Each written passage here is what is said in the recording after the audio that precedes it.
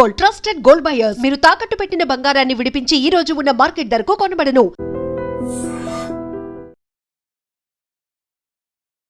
ఒకానొక స్టేజ్‌లో మీరు 'జబర్దస్త్' చేస్తున్నప్పుడు మీకు వచ్చిన ఫేమ్‌ని చూసి మీరు ఎవరు కిందకి దిగలేదు కదా! అందరూ ఆ పైననే ఉండేవాళ్ళు. నేనెప్పుడు అసల ఆ సెలబ్రిటీ అనేటటువంటిది గానీ, ఆ ఫేమ్ అనేది గానీ, నేను బేసిక్‌గా స్టేజ్ ఆర్టిస్ట్‌ని, సినిమా యాక్టర్‌ని. మా గురువుగారు ఇంత తోపు. నేను ప్రభాస్ గారితో కలిసి ఇంప్రవైజేషన్ చేశాను. ఇంతమంది హీరోలతో కలిసి వర్క్ చేశానని ఆ ప్రౌడ్ నాకెప్పుడూ లేదు, ఉండదు కూడా. ఉండదు. ఓకే. ప్రభాస్ గారు హీరో అవ్వకముందే మా గురువు గారి దగ్గర యాక్టింగ్ నేర్చుకున్నప్పుడు ఆ బాబుతో కలిసి మేము ఇంప్రవైజేషన్ చేసాం. తర్వాత చక్రం సినిమాకి 30 రోజుల పాటు వెళ్ళి మా గురువుగారు కోచింగ్ ఇస్తే మా గురువుగారికి అసిస్టెంట్లుగా వెళ్ళి వర్క్ చేసాం. ఆయన్ని ప్రభాస్ గారిని కలిసిన 3 సార్లే నేను. ఆయన హీరో అయిన తర్వాత బిళ్ళా టైంలో ఒకసారి కలిశాను, ఒకసారి రాధేశ్యామ్ వాళ్ళది ఏదో ట్రిమ్మింగ్ వర్క్ అవుతున్నప్పుడు వాళ్ళ బిల్డింగ్లోనే కావూరి హిల్స్లో డబ్బింగ్ కూడా చెప్తుంటే ఎవరో చెప్పారు అన్న, అక్కడ కో డైరెక్టర్ అనుకుమార్ రెడ్డి అని అప్పారావు గారు వచ్చారంటే హ్యాపీలో అన్నాను. లోపలికి వెళ్ళాను, ఎంతో గౌరవంగా నన్ను ఆయన అప్పటిదాకా సోఫాలో కూర్చొని లేచి నిలబడి కౌగిలించుకొని అప్పారావు గారు కూర్చోండి అని చెప్పి టీ కాఫీ రప్పించి ఎలా ఉన్నారు ఏంటి, మీ ఇంట్లో వాళ్ళు ఎలా ఉన్నారు, పిల్లలు ఎలా ఉన్నారు, అన్నీ యోగక్షేమాలు అడిగారు. మా గురువు సత్యానందం గారికి ఎంత గౌరవిస్తారో అంత గౌరవం నాకు ఇస్తారు. ఏం నేర్చుకున్నారన్న మీరు ఇన్ని సంవత్సరాల ఇండస్ట్రీలో? మీరు ఏం నేర్చుకున్నారు, ఏం తెలుసుకున్నారన్న? మనం ఏది ఎక్కువగా ఊహించుకోకూడదు, ఏది తక్కువగా ఊహించుకోకూడదు. నా జీవితంలో నేను ఎత్తుపల్లాలు చాలా చూశాను, కష్టాలైతే ఎక్కువ చూసేసాను. అందులో నుంచి కొద్దిగా జబర్దస్త్ ఫేమ్ వచ్చిన తర్వాత, జబర్దస్తే నాకు ఏదైనా సరే, సినిమా నాకు బ్రేక్ ఇవ్వలేదు, జబర్దస్త్ ఇచ్చింది. జబర్దస్త్ ద్వారా సినిమాలు వచ్చాయి, అంతే అంతే వచ్చాయి. ఆ ప్రౌడ్ ఎప్పుడూ నాకు లేదు. నేను కామన్ మ్యాన్ లాగా ఉంటాను, సామాన్యంగానే ఉంటాను. అంటే ఏం నేర్చుకున్నారని? నేర్చుకోవడం అంటే ఎలా ఉండాలి, ఎలా ఉండకూడదు నేర్చుకున్నాను. ఎలా ఉంటే బాగుంటుంది, ఎలా ఉండకూడదు అంటే ఎలా ఉండాలి అంటే నీ పని ఏదో నువ్వు చేసుకొని వచ్చేయాలి. నువ్వే పని మీద వెళ్ళావు ఆ పని చేసుకొని వచ్చాడు అంతే. లేని పని దాంట్లో నువ్వు వేలు పట్టుకో. అనవసరమైన విషయాల్లో నువ్వు వేలు పెట్టావనుకో వేలు కట్ అయిపోద్ది. అది అందులోనే ఉన్నాయి కదా, రెండు ఉన్నాయి కదా. ఇప్పుడు నేను షూటింగ్కి వెళ్ళాను, నా పని ఏదో నేను చేస్తాను, ఎంతవరకు ఉండాలో అంతవరకు ఉంటాను. షూటింగ్ అయిపోయింది, నేను ముందే అడుగుతాను, ఏమండి షూటింగ్ టైమింగ్స్ చెప్పండి సార్, 6 to 6, 6 to 9 అంటే ఆ టైం వరకే ఉంటాను, ఆ టైం తర్వాత నేను ఉండను, క్లియర్గా చెప్పేస్తాను. ముందే చెప్పేస్తాను. నార్మల్ కష్టాలు ఎక్కువ చూశాను అంటున్నారు, ఎలాంటి కష్టాలు చూశారన్న? మీకు ఎందుకన్నా కష్టాలంటే నేను 1980 to 2000 వరకు ఉద్యోగం చేశాను. ఏ జాబు? నేను ఒక ఆటోమొబైల్ షాప్లో పనిచేశాను 5 ఏళ్ళు. 1980లో నా జీతం 90 రూపాయలు. 85కి వచ్చేటప్పటికి 200 అయింది.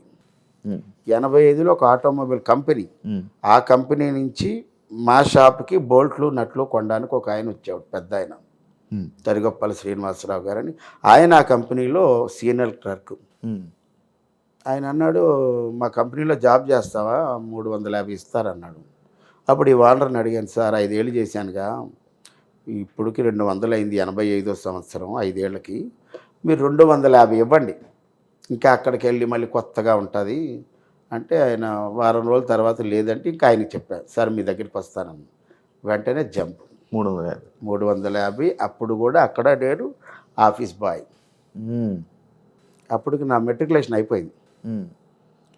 85 నుంచి 91 వరకు, 90 వరకు బాయ్గానే చేశాను. 91లో నాకు జూనియర్ క్లర్క్ ఇచ్చారు. ఆ తర్వాత సంవత్సరమే సీనియర్ క్లర్క్ ఇచ్చారు. అప్పుడు నా వరకు బయటికి వెళ్ళడం. 2000 సంవత్సరంలో నేను మానేసేటప్పటికి ఆ 350 నుంచి 2775 అక్కడితో మానేశాను. అప్పుడు మాకు సొంత ఇల్లు ఉండేది, హ్యాపీ. ఇంకా అడుగుదాం అనుకున్నాను, రెంట్ ఎంత అని. రెంట్ లేదు, సొంత ఇల్లు. మా నాన్న ఆ విషయంలో మాత్రం. అప్పట్లో 250 ఉన్నప్పుడు రెంట్ ఎంత ఉండేది నార్మల్ మీకు తెలిసింది? 2775 నా శాలరీ.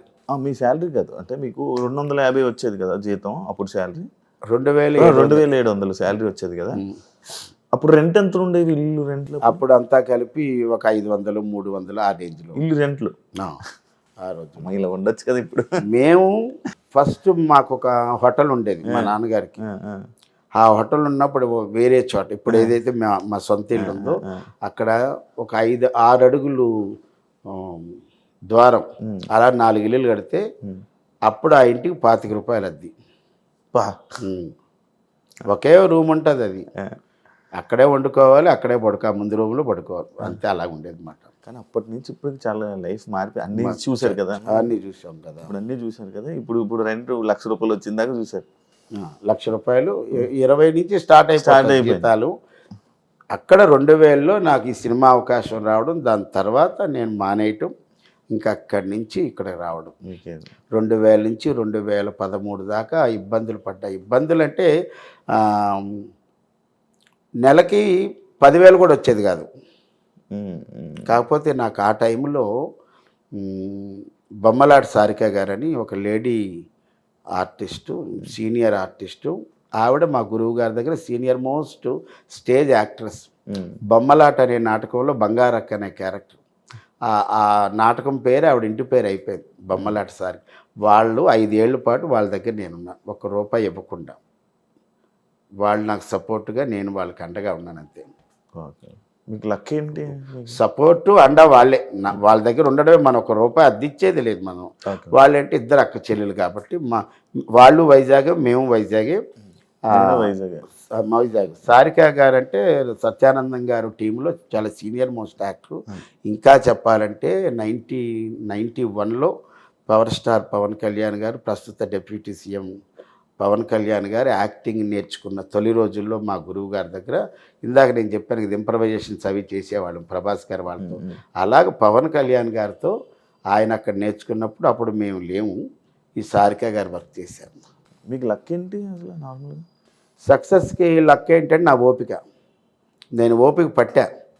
నేను ఇంకా మీ వైఫ్ పేరు వాళ్ళ పేర్లు అని చెప్పి వాళ్ళ సపోర్ట్ లేకుండా ఏం లేదు కదా. ఇప్పుడు నేను 2000 సంవత్సరం వచ్చినప్పుడు నా చిన్న పిల్లలు వాళ్ళు. నాకు 90లో మ్యారేజ్ అయింది, 91లో బాబు, 92లో పాప. 2 పిల్లల్ని వదిలేసా, భార్యను వదిలేసి ఇక్కడికి వచ్చి ఉన్నా. వీళ్ళ ఇంట్లో ఉండి అలా చేసుకున్నాను. ఇంకా 2013 వరకు ₹1 తీసుకెళ్లేది లేదు ఇంటికి. అలాగే అక్కడేంటంటే మా ఆవిడ అంచెలంచెలుగా ఒక గృహిణిగా ఉండి టీచర్ అయ్యి, అదే స్కూల్కి వైస్ ప్రిన్సిపాల్ అయ్యి, ఈవినింగ్ ప్రైవేట్లు చెప్పుకొని ఉదయం స్కూల్లో టీచర్గా పనిచేసి, అప్పుడు నేను మా ఆవిడకి ఏం చెప్పానంటే, లక్ష్మి మనకు సొంత ఇల్లు ఉంది, అద్దె కట్టక్కల్లా, తినడానికి డబ్బులు కావాలి. ఇప్పుడు నువ్వు టీచర్గా ఉన్నావు, నీకు 4,000 వస్తుంది, ప్రైవేట్లు చెప్పుకుంటూ 2,000 వస్తుంది అనుకో, 6,000. నువ్వు ప్రస్తుతానికైతే ఇలా ఉండు, నాకు కొద్దిగా టైం ఇవ్వు, ఈ టైంలో అదృష్టం కలిసి వస్తే అక్కడ ఉంటాను, లేకపోతే ఇక్కడికి వస్తా. అలా టార్గెట్ ఇచ్చే 2013 డిసెంబర్ 31 దాకా ఉంటాను, 2014 జనవరి 1 ఇక్కడికి వస్తానన్నాను. అలాగే వెళ్ళినప్పుడు శకలక్ శంకర్ నుంచి కబూర్ రావడం, మళ్ళీ నేను జబర్దస్త్లో రావడం ఇంకా మీ అందరికీ తెలిసింది. అయ్యో మా ఆవిడ కానీ, మా అబ్బాయి కానీ, మా పాప కానీ, మా తల్లిదండ్రులు కానీ చాలా సపోర్ట్ ఇచ్చారు. ఇప్పుడు చిన్న పిల్లల్ని భార్యను వదిలేసి ఒక దగ్గర ఉండడం అంటే చిన్న విషయం కాదు కదా. సూపర్ అన్న, super. Thank you so much అన్న. జబర్దస్త్ నాకు అన్ని ఇచ్చింది అబ్బాయి, జబర్దస్త్ లైఫే ఇచ్చింది నాకు, ఇంకేం చెప్తాం.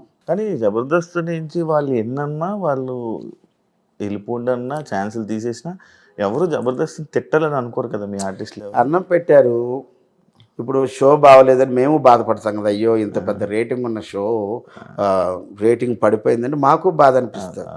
మా ఇల్లు గొప్పగా బతికిన ఇల్లు ఒకసారి కూలిపోయిందంటే బాధ అనిపిస్తుంది కదా. అందుకోసం మేము కూడా బయటకు వచ్చేసినట్టు కొన్ని కారణాల వల్ల కొంతమంది బయటకు వచ్చారే తప్పించి ఎక్కువ మందిని అంటే వాళ్ళ పాయింట్ ఆఫ్ వ్యూలో వాళ్ళ బిజినెస్ కదా. ఇప్పుడు అన్ని లక్షల రూపాయలు పెట్టి ఒక ఎపిసోడ్ చేస్తారు, అది బయటికి వెళ్ళాలి కదా. అందువల్ల జబర్దస్త్ని తిట్టేటటువంటి పరిస్థితే లేదు ఎవరికి, అందరూ అన్నం పెట్టింది కాబట్టి మేము ఎప్పుడు దాన్ని పూజ్యభావంగానే చూస్తాం. ఓకే ఓకే అన్న, థ్యాంక్ యూ సో మచ్ అన్న, మంచిగా షేర్ చేసుకున్నందుకు. And wish you all the best అన్న. అండ్ ఇంకా ఇలాంటి సక్సెస్లు ఇంకా మీరు చాలా హ్యాపీగా మంచిగా ఉండాలి. ఎందుకంటే మీరు నవ్విస్తే నవ్విన వాళ్ళలో నేను ఒక ఆడియన్గా. Thank you so much. Thank you very much. I dream యూట్యూబ్లోనే ఒక పెద్ద సంచలనం. అలాగే యంగ్ అండ్ డైనమిక్ మా శివ ఇంటర్వ్యూలో 2వ సారి రావడం నా జీవితం అందరికీ తెలుసు. దయచేసి మీరు ఏ రంగంలోకి రావాలన్నా ఆ రంగంలో కాస్త కోస్త తెలుసుకొని రండి, విజయం మీదే. దానికి కారణం కూడా నేనే కాబట్టి జబర్దస్త్ మళ్ళీ పూర్వ వైభవం రావాలని, జబర్దస్త్ ఇంకా అందరినీ అలరించాలని. కామెడీ అనేది ప్రతి మనిషి జీవితంలో ఉంటుంది కాబట్టి అందరూ బయటకు ఎక్కడికి వెళ్ళినా సరే జబర్దస్త్ చూస్తుంటామండి. ఖాళీ ఉన్నప్పుడు టీవీలో చూడకపోయినా యూట్యూబ్లో చూస్తామండి. ఇది మాకు చాలా చాలా ఆనందం. ఇప్పుడు నేను ఈ భక్త చింతామణి నాటకంలో వ్యాసం చేసినా సరే, టు బి ఫ్రాంక్గా చెప్పాలని నేను ఒక వీడియో పెడితే నాటకానికి ఈ రోజుల్లో జనాలు ఉండటం లేదని అంటున్నారు. చాలా కొన్ని నాటకాలకి కొంత స్టార్ కాస్టింగ్ మాత్రమే జనాలు వస్తారు, కొంతమందికి రారు. బట్ నేను వెళ్ళిన నాటకానికి నా ఫస్ట్ సీన్కి విపరీతమైన క్రౌడ్ వస్తారు, అందులో ఎక్కువ మంది యూత్ వస్తారు. ఇది నాకు ఎంతో ఆనందాన్ని ఇచ్చి, నాకు నాటకాన్ని ఇచ్చే నాటక కాంట్రాక్టర్లకి, అలాగే నాతో సీనియర్ యాక్టర్లు నటించిన వాళ్ళకి, ఇంత జీవితాన్ని ఇచ్చిన మా జబర్దస్త్కి హృదయపూర్వక నమస్కారాలు. Thank you so much.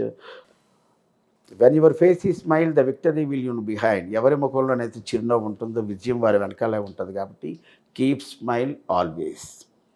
English బాగా మాట్లాడతారన్న. చూసారు కదా interview. Thank you so much. ఇంకో గెస్ట్తో మళ్ళీ కలుస్తా. అంతవరకు. And for more videos, Please subscribe to iDream. Please subscribe to iDream. Please subscribe iDream. And please subscribe to iDream.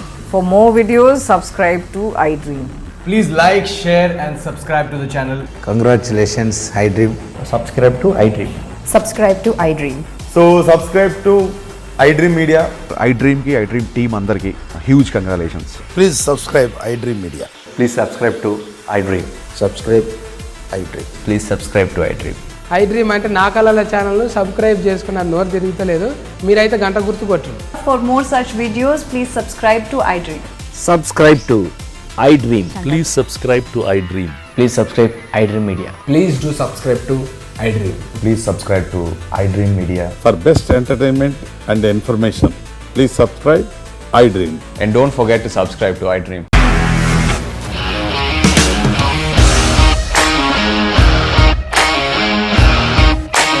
ఇండస్ట్రీలో కమిట్మెంట్ ఇష్యూస్ వస్తే నీకు కూడా వచ్చినట్టు. మార్నింగ్ తీసుకెళ్ళారంటే కొట్టి పడేస్తారు.